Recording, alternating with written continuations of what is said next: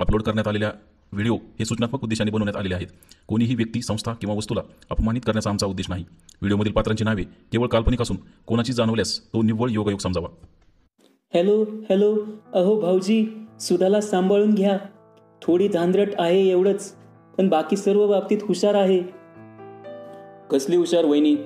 घरी आल्यानंतर नवऱ्याशी कसं बोलावं, त्याचं स्वागत कसं करावं हे तुमच्या बहिणीला शिकवा.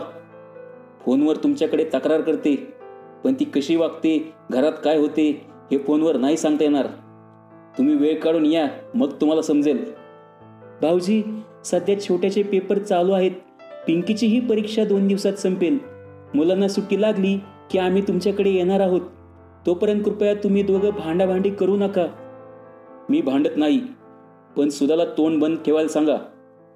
तिच्याकडे फोन देता का? बघ तुझा फोन. हॅलो ताई, काय ग?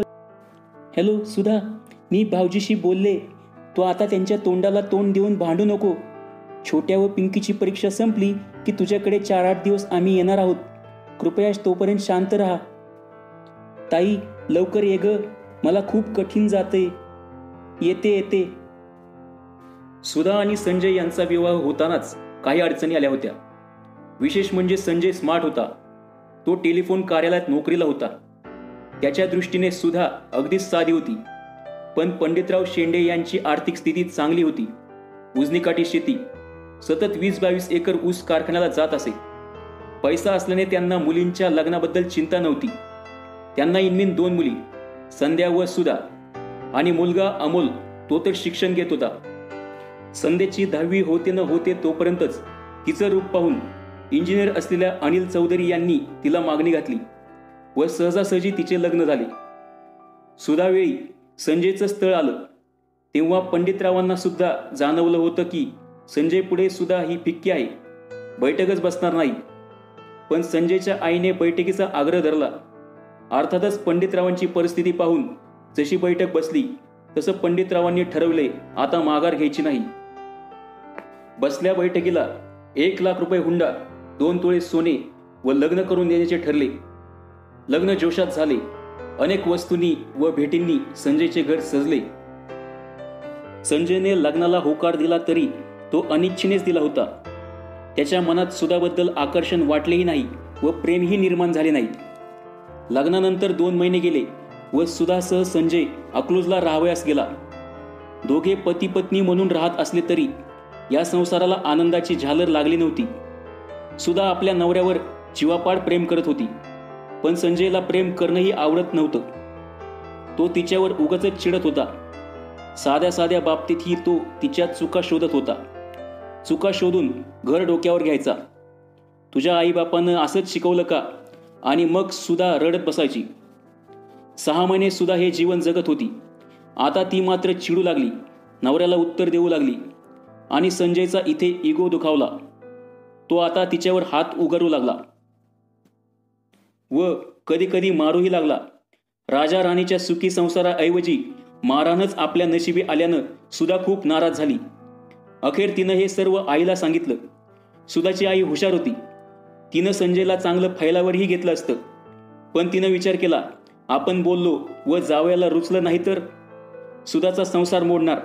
त्यामुळे तिनं ही हकीकत संध्याला सांगितली व सुधाला पण म्हणाली, तू संध्याला बोल. तिनं तुझ्या नवऱ्याला समजावलं तर काय फरक पडतो ते पाहू. संजय ऑफिसात असताना अचानक संध्याचा फोन आला. संध्यानं संजयला सांगितलं, भाऊजी, सर्वच माणसं सारखी नसतात. माझी बहीण तुमच्या इतकी हुशार व स्मार्ट नाही, पण आता ती तुमची बायको आहे. जीवनात पती पत्नीचं नातं पवित्र असतं. एकदा लग्न झालं की जसा जोडीदार असेल तसं राहावं लागतं, समजून घ्यावं लागतं. माझंच पहा ना, पिंकीचे वडील व माझ्यात फरक जाणवतोय ना. मग मी त्यांच्याबरोबर सुखाचा प्रपंच करते. 2 लेकरं झाली. तुम्ही सुद्धा तिला समजून घ्या. चिडू नका, मारू नका. संजयला संध्याबद्दल आकर्षण होते. सुधापेक्षा कितीतरी पटीने ती सुंदर होती. 2 मोठी मुलं असूनही ती अजूनही नवयुवतीच वाटत होती. अशा सुंदर मेहुणीचा फोन आल्यावर संजयने घरातील वागणं बदललं होतं. सुधानं फोन करून आईला व बहिणीला हे सांगितले, पण 15 दिवसात पुन्हा मागचे दिवस पुढे आले. सुधानं आपल्या बहिणीला सांगितलं. त्यामुळे आज संध्याने सकाळ सकाळच घरी फोन करून दोघांनाही समजावलं. 16 एप्रिलला संध्या आपला पती अनिल व 2 मुलांसह अकलूजला सुधाच्या घरी आली. संध्या व तिचा नवरा आणि मुलांना पाहून सुधाला खूप आनंद झाला. तिनं सर्वांसाठी स्वयंपाक केला. बहिणीबरोबर खूप गप्पा मारल्या. मोठ्या भाऊजीबरोबरही बोलली. बोलण्याच्या ओघात घरात कसं काय घडतं हेही सांगितलं. सायंकाळी संजय आला. त्यालाही सर्वांना पाहून बरं वाटलं. रात्री जेवणानंतर संजयने एक छानशी सीडी आणली व सर्वांनी गप्पा मारत मारत ती पाहिली. दुसऱ्या दिवशी अनिल परत बारामतीला गेला. संध्या व मुलं तिथंच राहिली. संध्यानं सुधाला सांगितले, तू काही काळजी करू नको. तुझ्या नवऱ्याला नीट समजावते, पण मला एक दिवस जरा बोलायला निवांत वेळ दे. मुलांना बाहेर फिरायला वगैरे घेऊन जा, म्हणजे तो नेमकं काय ते सांगेल व आपण त्यातून मार्ग काढू. रविवारी सुधा संध्याला म्हणाली, ताई, पिंकी व छोट्याला घेऊन मी गार्डनमध्ये जाते. तू येते का थांबणार आहे? संध्याने ओळखले. ती म्हणाली, माझे पाय दुखतायत, तुम्ही या जाऊन. मी भाऊजीबरोबर गप्पा मारत मालिका पाहते. सुधा व मुले बाहेर गेल्यानंतर संजय व संध्या गप्पा मारू लागले. संजय सुधाचे दोष सांगत होता तर संध्या समजावून घ्यायला सांगायची. तेवढ्यात गप्पाच्या ओघात संध्या म्हणाली, भाऊजी, माझ्याकडे पहा. मी केला की नाही माझा प्रपंच? तुम्ही हुशार आहात, समजूतदार आहात. आपल्या प्रपंचासाठी आता सुधाला समजून घ्या. संजयला हे पटत होते, पण तो आता पटल्याचे दाखवत नव्हता. तो संध्याला म्हणाला, आता खूप सहन केले. तिचेबरोबर माझा प्रपंच होणार नाही. जाताना तिला बरोबर न्या व माझी सुटका करा. संध्या बिचारी अडचणीत आली. ती समजावत होती, पण संजय समजून घेण्याच्या तयारीत नव्हता. अखेर संजय म्हणाला, तुमच्या बहिणीचा संसार व्हावा असे वाटत असेल तर तुम्हाला थोडा त्याग करावा लागेल. संध्या म्हणाली, असं काय भाऊजी? तुम्ही परकी आहात का? सांगा, सुधासाठी व तुमच्यासाठी आम्ही काहीही करू. नक्की? हो हो, नक्की. आणि एवढ्यात खुर्चीत बसलेला संजय उठला व थेट संध्याजवळ जाऊन त्याने संध्याच्या गळ्यात हात घातले. हे काय भाऊजी, हे शोभते का? असा त्याग सांगताय का? जरा विचार करा. मी 2 लेकराची आई. तुम्ही असं काय करता? हे बघा वहिनी, सुधाचा संसार व्हावा असे वाटत असेल तर त्यावर हाच एक उपाय आहे. ती मला पटत नाही. तुम्ही मला आवडता. तुमच्यासाठी तिला नांदवायला तयार आहे, पण तुम्हाला हे मान्य करावे लागेल. संध्याला काहीच समजले नाही. काय करावे हेही समजेना. डोके चक्रावले. ती विचार करताना संध्याचे मौन पाहून तिची संमती आहे हे गृहीत धरून संजयने तिच्यावर झेप घेतली आणि आपली आकांक्षा पूर्ण सुद्धा केली. खरं तर 4-5 दिवसासाठी आलेली संध्या संजय व सुधा यांच्या आग्रहावरून 3 आठवडे राहिली.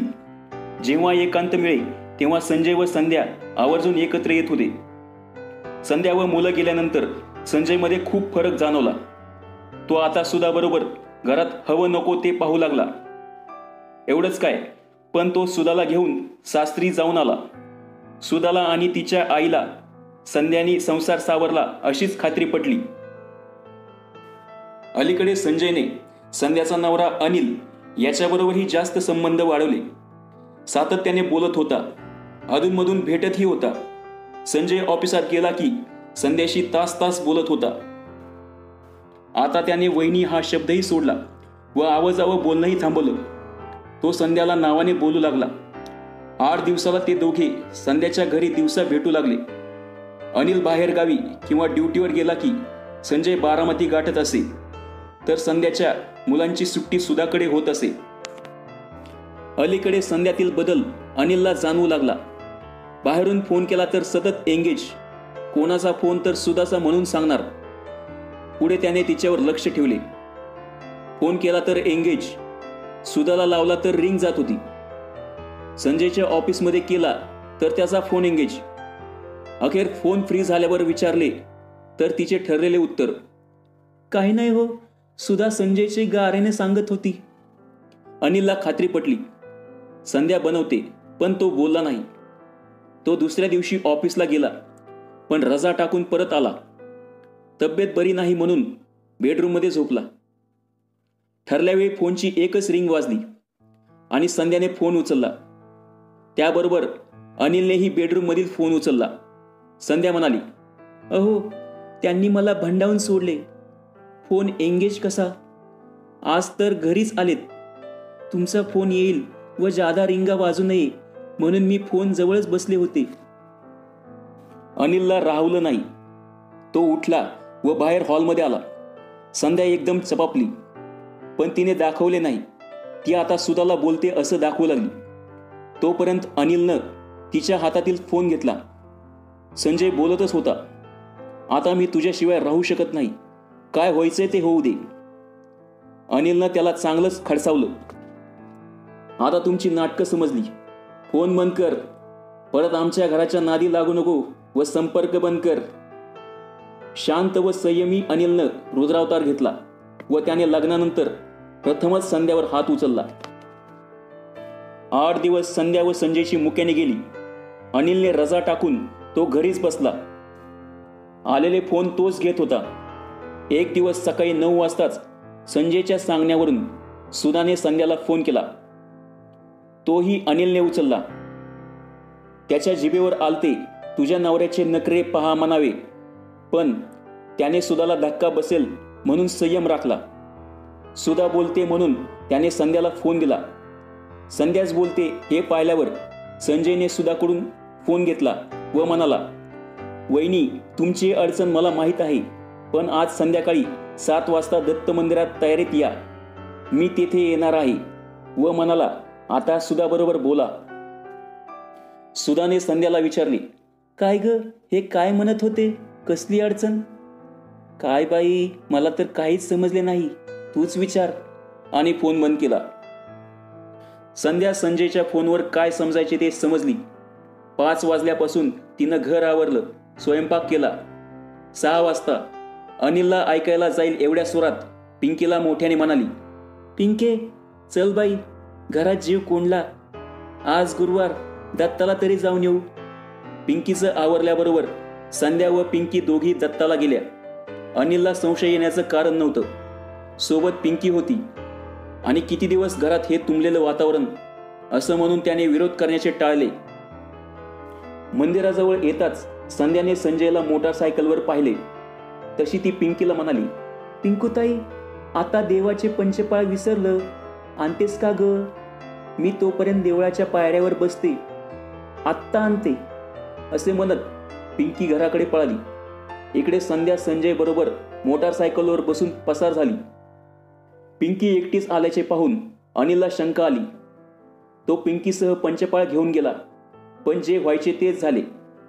शेजारच्या सरूबाई म्हणाल्या, अहो, तुमच्या पाहुण्याबरोबर संध्याताई गेल्या. अनिलने जे काय समजायचं ते समजला. पिंकी व छोट्यासह त्याने संध्याचा विषय न काढता रात्र काढली. पिंकीला थोडंफार समजत होतं, पण बिचारी कोणाला आणि काय बोलणार. इकडे सुधाने संध्याला फोन केला, पण तो अनिलने उचलला. ते आलेत का? संजय आला व त्याने संध्याला बायको म्हणून घेऊन गेला. तू माहेरी जा. मी या मुलांनाही तुझ्या माहेरी सोडतो. असं कसं झालं? ते कसं सांगू. 2 महिने संजय संध्या हे वेगवेगळ्या ठिकाणी नवरा बायको म्हणून राहत होते, फिरत होते आणि नंतर अकलूजला आले. अकलूजला आल्यानंतर पाहुण्या रावळ्यांनी गोंधळ केला. संध्याला तर आता सासर माहेर संपले होते. अखेर तडजोडीत सुधा पुन्हा संध्यासोबत नांदायला आली. अनिलनं आईला आणलं आणि मुलांची सोय केली. संध्याला आपल्या सुखी संसाराची आठवण यायची, नवऱ्याची, मुलांची पण. आता उपयोग काय. खरं तर बहिणीचा संसार सावरायला आलेली ती, पण आता तिचा संसारच तिनं आवरला होता. सख्या बहिणी सवती झाल्या होत्या आणि दररोज भांडत होत्या.